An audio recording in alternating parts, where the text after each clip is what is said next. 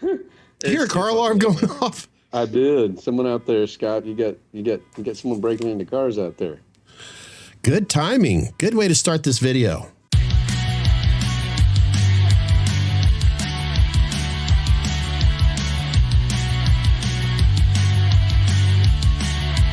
Great way to start this video. That being said, greetings and salutations to everyone that's here on Thirsty Thursday, primetime night. Yes, that's right. You have been meeting us here in the man cave. Along to my right, with this car alarm going off, I've got Mr. Chris Webb. Oh, I thought Andrew was going first. How about this is Andrew Downing. And 18th take. Are you getting sick and tired of always losing at hide and go seek? Well, go open a can of Meet Us in the Man Cave beer. It friggin' tastes awesome. Drink responsibly. Only available at Bubba. And along beside me is C-Web. AD, and Special K. Damn it. So, Chris, here we are on episode, I believe, 8. Episode 8. We've got 7 of them behind us. And today, obviously, we have someone special with us here today. He's done some Zoom meetings with us in the past. And I can see that Andrew is right there where last time we left off. That's right. How is everybody? I'm together, man. Keeping it together, man. Good. Little by little. How's that Type R running? Good? You know, I fucking love that thing. Yeah, it's a pretty cool little car. Pretty cool little car, but it's so much fun, you know? Heck yeah. But enough about that. We're talking about guns. Mm-hmm. Oh, yeah, we are talking about guns. However, I do want to say real quick on the car situation, Chris did send me a link to a video. The same vehicle were you referring to? What was up against that Camaro, or not Camaro, that Corvette? That was a C5 Corvette. C5? Yeah. I just, given our previous conversations, I was like, maybe this will, kind of show them how four bangers fare nowadays. Yeah. I feel like they handle better. It's pretty impressive, honestly. Right, Scott? Well, yes, to answer your question, yes, very impressive. And Andrew, obviously, even though I was in an episode we were talking about, because I was asking Chris some questions about it, four cylinders compared to the late 80s to, present times. So, yeah, obviously, huge difference. So, but yeah, I will say a lot of that is the introduction of kind of turbo versus NA.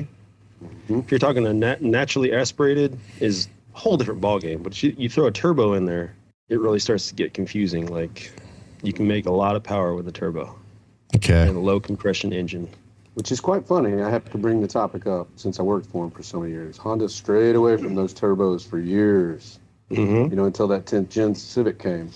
And then they opened the doorway for it finally after they'd put it off for years. And, I mean, what a great little engine that is. I mean, now they have broken the Nuremberg twice with four-cylinder engines, and that's just amazing. So I always found that Honda was always innovative and always was kind of ahead of the game when it came to styling and engines, but, lacked a little bit on the interior. But with that new Type R, even the new one and the 10th gen and 11th gen, I mean, they're stunning. They really are. And I think Honda knocked it out of the park on those particular cars, those generations of Civics. They did an amazing job. I would have to agree. I love them. Yep. Great little cars. Can't beat the gas mileage, and you can squeeze a lot of power out of them. Speaking of gas mileage, I have a SI. Mine's a 21. Mm-hmm. And I take that back. Mine's a 20. I'm sorry. And either here nor there. But I did take it to Lafayette, Louisiana, probably about a month and a half ago, and I got 46 miles per gallon. Isn't that incredible? That's great. I mean, you got 100 more horsepower than I do, but I mean, it's just incredible. You just set the cruise, and I got 46 miles per gallon in my SI. That's pretty impressive.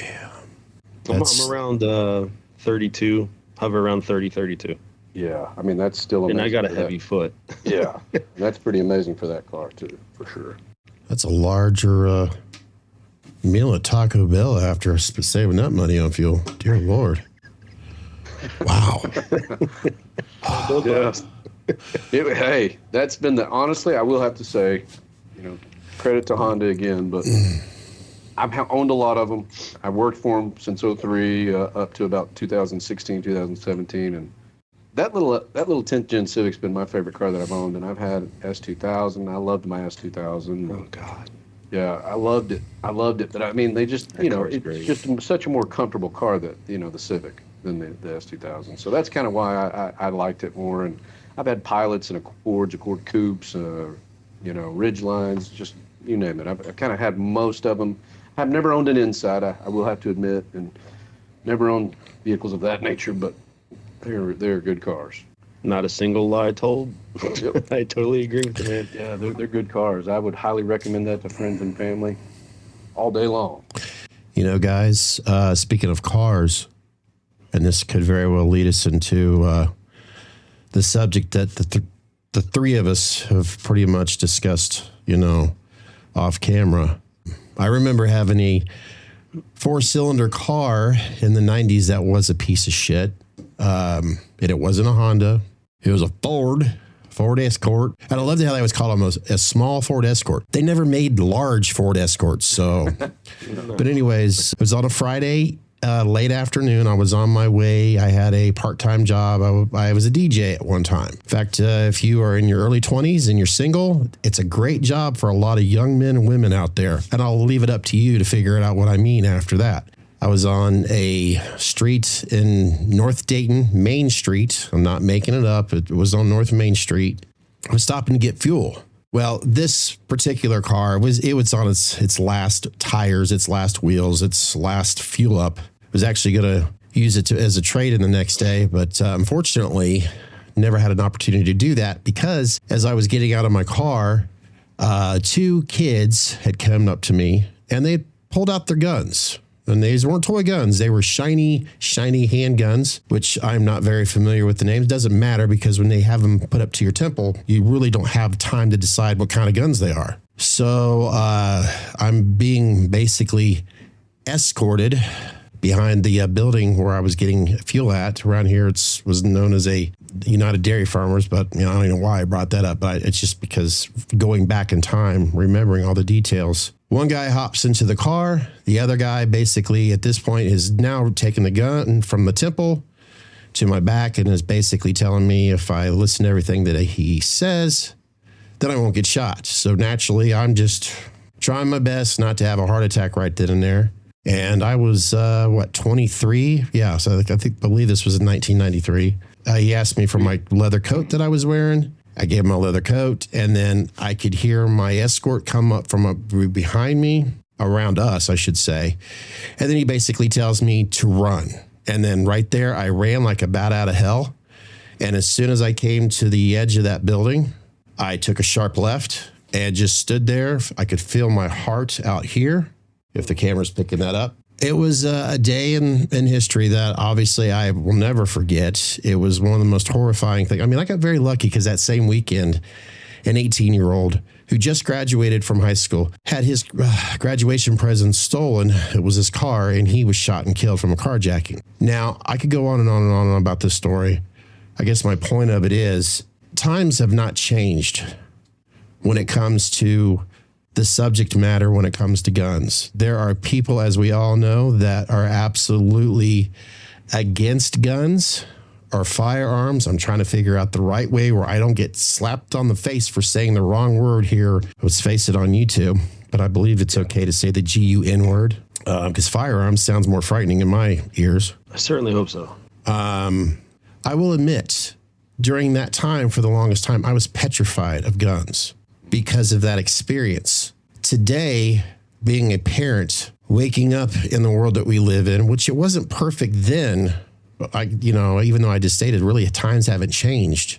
We really can't control the ignorance that's out there. Even though I've been through a very shocking, a life awakening, I got very lucky that I'm even sitting here on my ass looking into a camera, talking to you guys on a microphone. But I'm not as afraid of guns as I was then because I know over time, it's not the guns that cause the damage. It's the ignorance of individuals that don't take they don't get educated on what a gun really is all about. And I figured I might as well start off with a real life experience that happened to me. I guess we could go from there. What are your guys' thoughts and feelings when it comes to the world we live in today, when it comes to guns, the Second Amendment, and your life experience? And I'll let it up to you to decide who goes first from here. Go for it. I went first last time. I'm a huge proponent and supporter of the Second Amendment. Well, and again, I'm sorry you went through that experience. That's traumatizing, and I totally understand that. For me, it's a mental health issue for me. It doesn't matter if that person had a knife, their fists, they could have threatened to do any number of things. I mean, I feel like if a person's to that level of desperation, they're going to do whatever they need to do to accomplish their goal, whatever their goal may be. I can't tell you.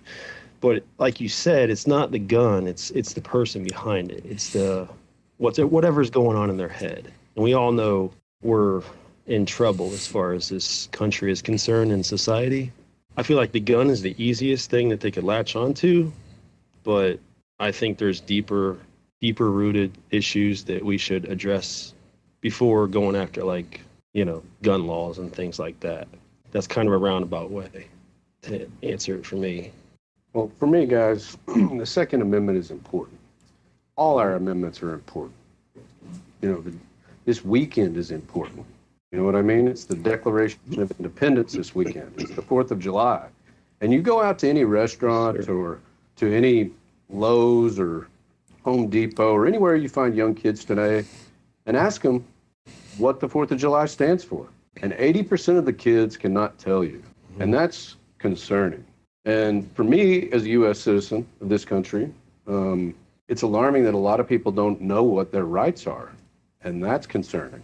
However, I do want to add, Scott, that's a scary experience you had, and you did the absolute right thing. You didn't do anything silly or stupid. You just did what they wanted and tried to get out of that situation, and that's all you can do. So kudos to you for that. But for me, I'm always have a gun with me. You have to in this day and age. I mean, listen, I never want to hurt anybody, ever. But I don't want to be somewhere where I need a gun and don't have one. So for me, like I've told everybody where I live, it's better to have it and never need it than to need it and never have it.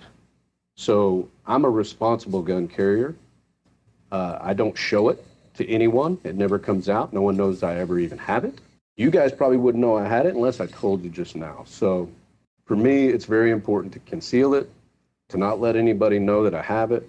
And if it's ever needed to be used, it's there for my protection and my family's protection. However, I will tell you an incident here in Oklahoma City. This happened probably about 5 years ago. And we have a lake here, and we have a few restaurants on this lake, similar downtown Cleveland, that I'm sure you guys are familiar with, where those restaurants, I think it's, what is it called? The Walk or something there? I forget what it's called there in Cleveland. We're closer to Cincinnati, so we're more familiar with it, but I understand what you're saying. Sure. Yeah, but there was a guy, he pulled in there, and two concealed carry guys that had their license. A guy just started opening fire in these restaurants. And these two gentlemen saw what was taking place and unfortunately had to take the gentleman down, but did, and were since let go because of it. And they saved a ton of people's lives. I'll tell you one thing that is kind of alarming too is just this week on Facebook, I saw huge disturbing things that were being posted on there when it comes to shootings. I mean, I saw a guy in Allen, Texas, a cop. He was sitting here talking to a mom and two kids, and all of a sudden you hear gunfire. I mean, it's just, I grew up here. I've never had much of that here, so to see that happen so close to home for me in the South, usually that stuff hasn't, and it's really in the last 4 or 5 years has really picked up. Now, I don't know what it's like up Northeast because I don't go out there a ton anymore, and I don't go out West much anymore. I try to stay, obviously, as we all have during this whole pandemic and everything, have stayed at home. For me, that's important to protect my family and, not only the Second Amendment, but again, I mean, I implore everybody that's going to listen to this podcast, look up the Declaration of Independence. Look what that's super important. You need to know your rights as an American citizen. You have rights in this country where you don't have those rights anywhere else, not in Britain, not in the Bahamas, not in, you may be in maybe in the U.S. Virgin Islands, but you don't have those rights anywhere else, and that's important. I feel like it's going to cost us our country if we don't wake up and wake these kids up, this generation that has no clue what the hell's going on. And that's what concerns me. No, and to play off what you just said, I mean, I believe there needs to be a checks and balance system. That's what that was in place for, to not allow the government to get too powerful where they could overthrow the citizen. Well, and that is what is scary, is because that is what is taking place right in front of our eyes. And a lot of people, they just would rather not talk about it than to not see it. But it's happening right in front of us, in my opinion. But 100%, every liberty we have and everything's being stripped right in front of us. And they, the media is doing this, that, and the other with the left hand while the right hand's writing all the checks. Yeah, it's ongoing.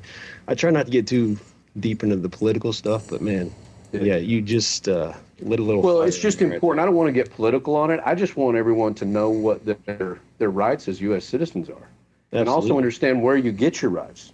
I mean, do you know where you get your rights, Scott? Do you know, Chris? I mean, I'm going to ask. But this is the question that I ask people: where do we get our rights? They're God-given rights, and that's what our forefathers wrote. Those were our rights. Is our God-given rights to have these things. So that's why it's important for me as a U.S. citizen, because I'm a man of faith, and I believe that our forefathers were looking out for our future. And it seems like every target, whether it be foreign or here, there are all kinds of attacks on our rights, so enough of that soapbox, but that's just how I feel. No, it's legit. It's 100%. Yep. I agree. As much as I highly agree with both of you guys, and I do, sadly, you, Andrew, you, Chris, and most likely the majority of any listeners, even hopefully within the week or the next month or whatever, realize two things. Social media is king. And so, kids, if you want to be more involved in social media and if you want to make a career out of it, then Facebook, which owns Instagram, and which pretty much Twitter owns itself, they need to start hiring IT police individuals on there that specialize in policing behaviors that is being advertised on these social medias. When we have, I'm trying to find the politically correct word here, frickin' morons that want to basically publish what they're about to attempt to do. Because, Andrew, you talked about something that happened in Cleveland. As we all know, there are individuals that will post stuff all the time. Hey, guess what I'm about to do? And they talk about some terrorist act. And of course, what do? They follow up on it. So kids, if you want to start helping these sort of things to come to a halt, then maybe you should talk to Facebook, whatever his name is, and Instagram and Mr. Twitter, who makes, electric cars. Start coming up with an IT program where individuals, yes, I know I'm repeating myself, but that's how important this is. We need to start having a program that polices this shit where it's a little bit, we have these systems out there to help us track tornadoes. And that wouldn't be the same thing. I don't know, call me a moron, but I just think something like that should be done. And I'll basically tell what you were talking about up in Cleveland, it was 2019, Memorial Day weekend here, pretty much in Dayton. We had a sick individual. I mean, he was just cuckoo for Cocoa Puffs. He planned everything out, and I believe he kind of posted some of this stuff beforehand on his social media, that he went to what we have in Dayton called the Oregon District. It's just basically 2 blocks of local businesses for generations, including myself, had gone down there for friends and couples of you go down there, see local bands, whatever the case may be. Well, he went down there and it was a national cover ordeal where he just decided that he was going to, well, he took a lot of lives away and hurt a lot of people that night. And thankfully our Dayton police, I mean, granted, yes, one life is one too many, but it's amazing how fast that they respond. And that was one time during recent modern history where the police were actually praised for what they did.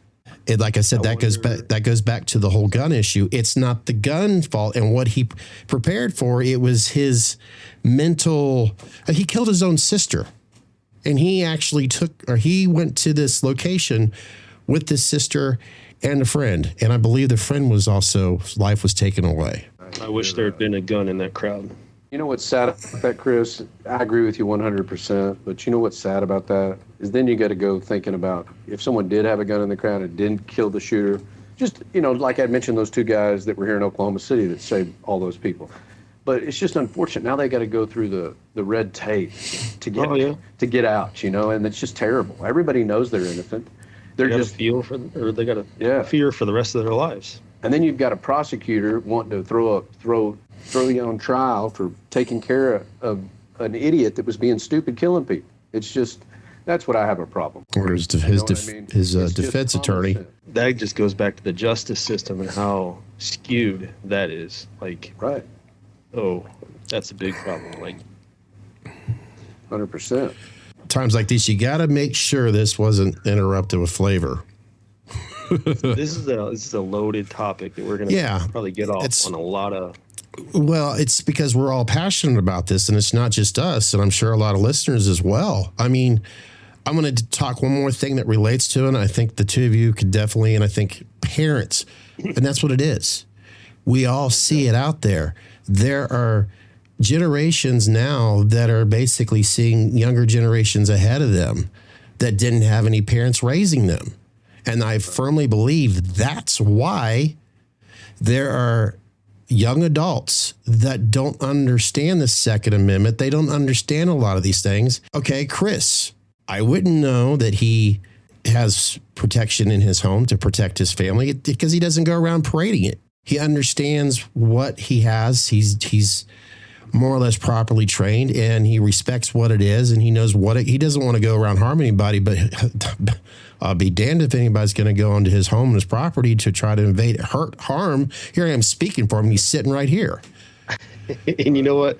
I got a nephew that same type situation. I want to have him on a later date. Being a responsible gun owner is knowing, like you said, what you have. It needs to be locked up. We obviously have children around. You need to think about the children first, but something like that does need to be accessible to protect your family, 100%. I mean, and I think it should be a thing that is always locked up. I agree. I live in a town where not even a mile away there is a shooting range, and actually a lot of the local police departments they go there, obviously to practice, and from what I understand, they also teach classes. That's exactly what should be done. Understand. Don't think of it as, ooh, I'm going to learn something cool, a new toy. No. Be responsible. Understand what you're owning and what it's for. And chances are, like what you, Chris, you, Andrew, people wouldn't even know. But if ever, God forbid, if the day you ever have to, at least you'll be prepared. And if I could just add to what you said too, Scott, I mean, really, you said parenting, that's where it starts. Luckily, I had a father that was an amazing father. He and still is an amazing father. And, at the age of 6 or 7, he wouldn't let me touch a gun. However, he would take me out bird hunting with him all the time. He would teach me the safety of the gun. He wouldn't let me hold it. He wouldn't let me shoot it. But then when I got old enough, 9, 10, he would ask, would you like to shoot it with my supervision? And he would put it in the safe each time we used it. So it just raised me in the way that I take my 3 daughters out now. Lord forbid somebody breaks in this house when they're home. They will take care of business, and I've taught them that, So we don't ever want to hurt anybody ever, like I said earlier, but we also want to protect ourselves and our families. And we don't want to be unprepared. It's better to be a little over-prepared in the event some moron wants to do something stupid and come in my house. We just want to be prepared. And that was a great point you just made right there. Right. The fact that he took you out, it needs to be shown what a gun does.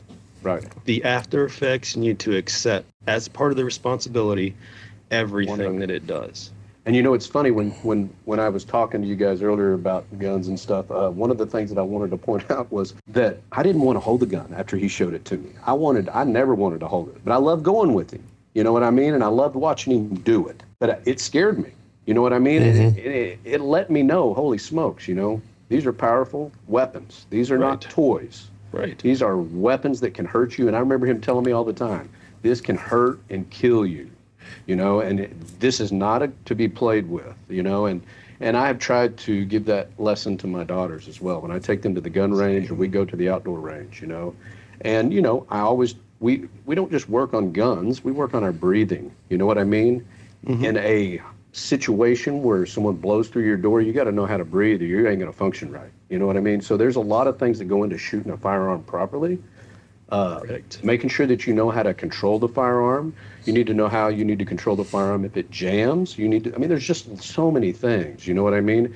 And if you teach your kids at a young age and how to use it properly and it's stowed properly every time after it's been used, listen, they won't ever want to touch it until they get old enough. You know what I mean? So, I took my daughters when they were younger, 5, 6, 7, and they were like, holy smokes, Dad, that's loud. I don't like it. And I kind of made them just stay in the room in the gun range and watch me fire my firearm. And after a while, they enjoyed coming. So, and then it took a while for them to shoot, but now they shoot, and they're good little, they're good little marks ladies. That's what I would call them. Not marksmen, but marks ladies. I would always implore parents at a young age, to take their kids and watch them shoot, because honestly, as a young man, I didn't want to shoot it after I saw my dad fire it. You know what I mean? It scared the hell out of me as a young kid. So I think that instead of having never teaching your kid and having them pick up a firearm and accidentally it goes off and hurts someone or hurts themselves or something of that nature, why not take your kid out and show them what it does? So they know the fear of what that weapon can do. I think it's just all about being a good parent. If you can raise your kids right, and that's what I was saying, what you said, Scott. A lot of our youth and our kids, okay, when we were young, that's when the divorces started happening, and it was kind of our generation that had split families. And some of the guys that I grew up with didn't have dads, and it just started happening around America. And so you have all these young men out there that don't have father figure, no one to wax their little butt when it's time to be waxed. Unfortunately, I hate to say it, but that's a true statement. And they need a father figure in their life, and they need to show them how a man needs to be a man, and not just go around with firearms like these people do and killing people. It's scary, and that's why we can't lose our Second Amendment. We just can't, because that is what will happen to this country. We will not function without our weapons, and I don't think that would ever happen. But it wouldn't. It wouldn't. It would never happen. It's impossible. Yeah, World War III would start out before that happened. Yeah. I ain't giving them none of my guns. I can tell you that much right now. Sadly, there's probably, and this is just me spitballing it, but there's probably 2 generations right now that have fallen into those cracks. Yep. There's 20, possibly 30-year-olds, late 20s. Yep. I don't know, that never. I'm thankful to say, I'm guilty for not being. I've got street smarts, probably not as much today as I did when I was younger. But the reality of it is, I wouldn't want to be out in certain parts not far from where I live late at night because of pretty much, 100%. But, I'm going to say one other thing about this. As you're describing, like even with Chris as well, teaching our kids how to use a firearm. Is that okay, YouTube? Or whatever on our, favorite podcasting app listeners. Hell, they may not like my hat. Who knows? I just know that, call me. Okay. Let me ask you this. When it's time for your kids, granted, obviously some of them have already reached that goal, but when they turn, well, hell, even this subject matter is probably different now than it was years ago. But when they want to drive, did you say, well, here's the keys to the car. Good luck. Nope. No, that's a fucking weapon right there. If you are so inclined, you can run over whoever you want. Well, they just showed that in Columbus. You can turn it into a fucking weapon easy. Yeah. But speaking of what you said earlier, Chris, about, they'll find whatever they want to find to hurt somebody, whether it be a bomb or even an airplane, obviously. There can be other things other than weapons that can hurt people. A battery. So, yeah, 100%. So, It's all There's so many It's things. all the mind that's behind It's it. relative. I mean, anything can be turned into a weapon. It is. It's a subject matter that it's, let's face it, not everything is fun. Not everything is uplifting. It's a part of what goes on in our daily lives. I know I'm guilty of when something is going on in the world anymore here lately. Sometimes it's like, I'm not surprised because it's happening way too much, and I hate to say it, it seems like the firearm is what you hear in the stories most of the time, as if it's the fire. Like here just recently, not even a month ago, I sent you that link to obviously June 15th and I hate the fact they even use the name Dad in the title for an individual that took 3 lives away, his own sons, and the oldest one was 7. To sum it up, he confessed it. This is gonna be a 2-part here. It's a thing that I tell you what, if I was turning green right now, I try to tell myself, just slow down, because it is a very sensitive subject for a lot of people that even know this. And it's like, when I heard this, I'm like, I'm not surprised, but I'm like, what? Whoa, hold on just a second. Especially when I'm hearing now that after he's had an opportunity to listen to a lawyer, this SOB, and I'll put the link in the description box to, let's say, Court TV, of all the general aspects of what has happened. And it infuriates anyone out there that would even watch this. A man, like I said, took 3 people's lives. They were his children, 3 boys. He's got mental issues. And I like I said, I'm going to do everything I can not to go on it too much, because it's up to you to watch it. Because if I talk about it more, I'm going to get pretty emotional about it. And in other words, Chris, Andrew, please give your daughters a hug right now, because it just... You know what? It's a media agenda. They're going to keep latching on to everything they can find. All these stories, they latch onto it. They will drive the gun laws into the ground, because ultimately it's about disarming us, but they will use anything they have. So we're never going to hear the end of this case. No matter how mentally sick this guy was or anything. Saving grace you have, Scott. Sorry to cut you off there. But no, I probably need to be cut off on this, if you know what I mean. Well, to be honest with you, it would be better for that guy to live. You know why? It's like, it would be hard. It would be hard. Can I say one thing real quick on that before I forget? Yep. I've been hearing the same thing about that son of a bitch, Chris Watts. 2018, he's been in prison. Oh, prisoners in there will take care of him. He's having 5 years of having 3 meals a day and having girlfriends. I'm just infuriated with this, because he's basically confessed to everything. Now he's saying he's basically going to plead not guilty. So it's like I said, I'll put the link in it. And I'm telling myself, there's this voice in my head, respect everybody else's thoughts on this, because I understand, I do. It's just, I'm so angry right now about the subject. And it's, like I said, they did bring up the whole gun thing. I'm like, God, just shut up, Scott. I can't imagine a person that's going to come into this topic and try to defend that guy. I can't imagine it right now. Yeah. I don't see how it's possible. But I do apologize, Andrew and Chris. I just, like I said, I need to, He confessed, though. Mm-hmm. But now he's saying he's pleading not guilty. Yeah. Right. And did you see him when he was at the scene? I mean, he was completely non-confrontational. Nothing. He had blood on his back. You could see when they brought him into the station. He was more worried about his fucking dog than he was about his kids. He was like, don't go near that dog. She'll bite you. I don't want you to shoot my dog. After he had just finished what he did. That shows you. I just don't want to see this poor family, who's the surviving family, to see this go through trial. They've already been through enough living hell on this. Hell, even his neighbor said this guy every day was yelling at his kids and his wife. Sorry. I wonder what happened. You know, have they said, I mean, I know what happened, but I mean, have they said what drove him to this crazy place to do this to his family? You know, there's been really 12 counts, and it's been minor counts, and they talk about it even in that little court TV. It's been mostly traffic violations. There was one particular time where he got into a fight with his father, basically was choking him, but there was this ordeal, this case or whatever, was thrown out because his dad didn't show up to court. Even his dad is right now kind of like this guy. He'll say it's coming out of two sides of his mouth on how he's describing his son.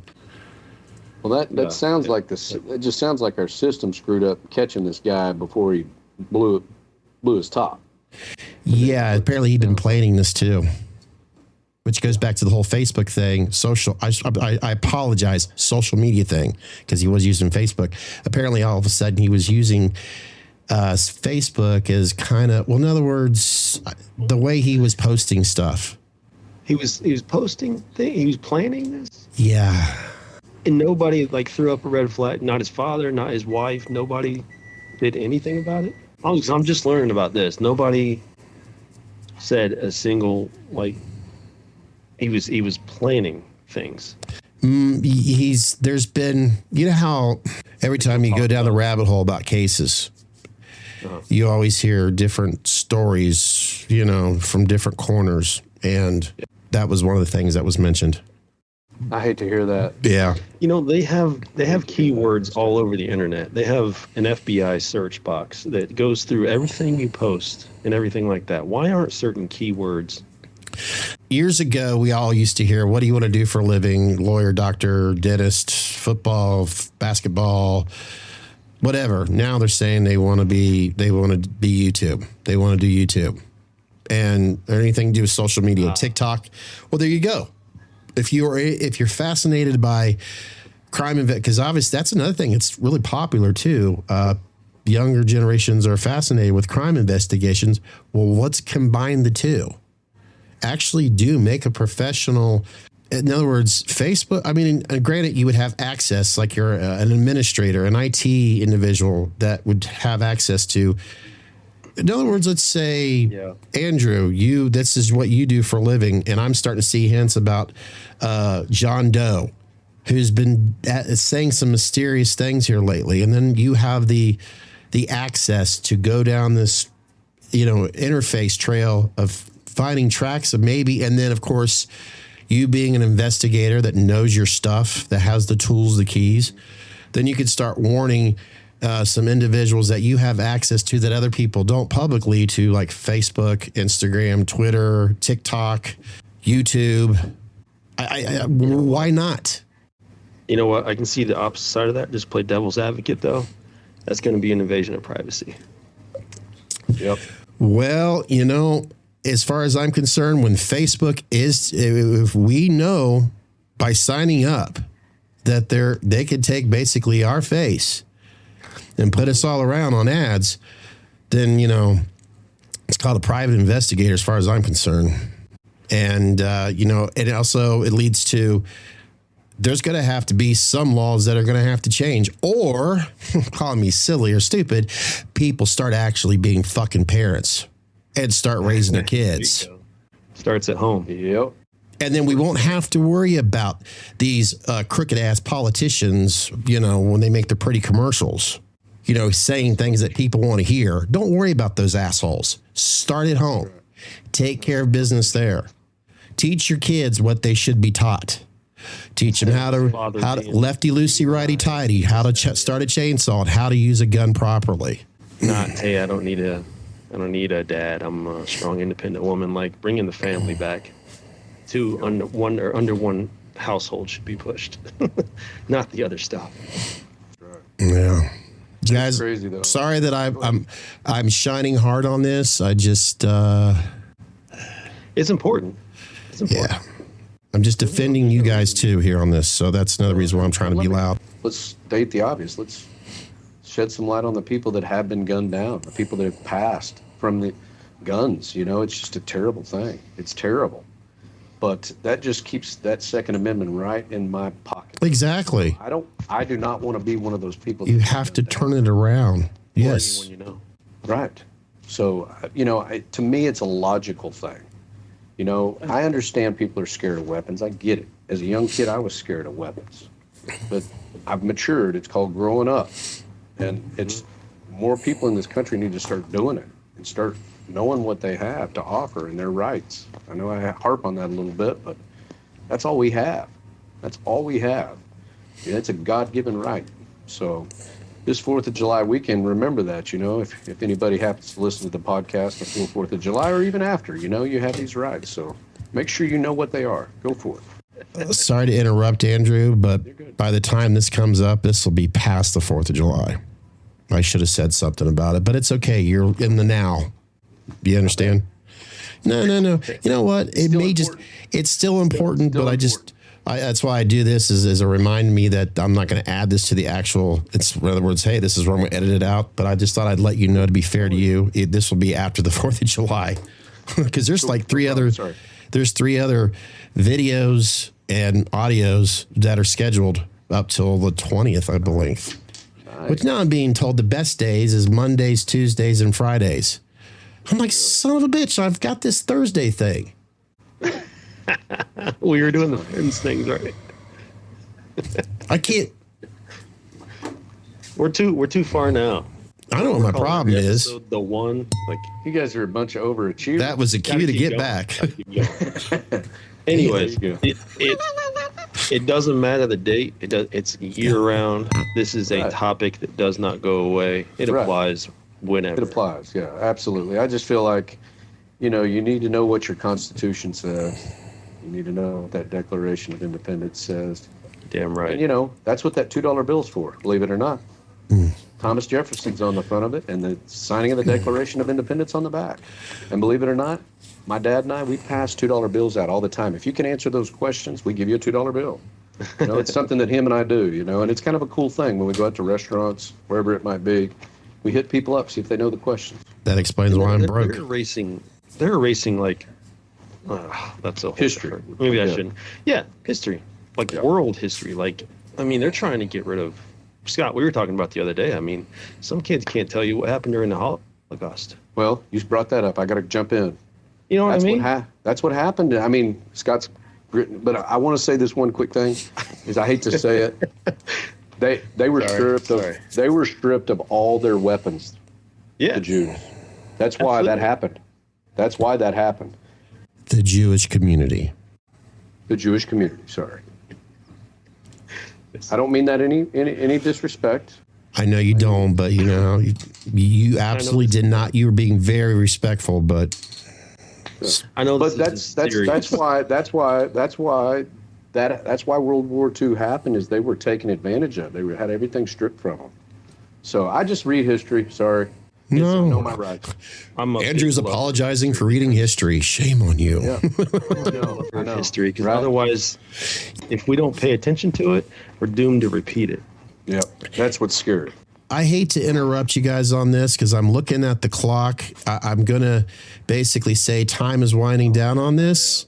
If there's anything that you really feel like you want to say, I applaud you to express it at least one more time before I have to say goodbye, because I do want to get into some more history the next time you come with us here, when you meet us here at the Man Cave, Drew, because I want to do some music history. I got to do something uplifting on the next episode, if you don't mind.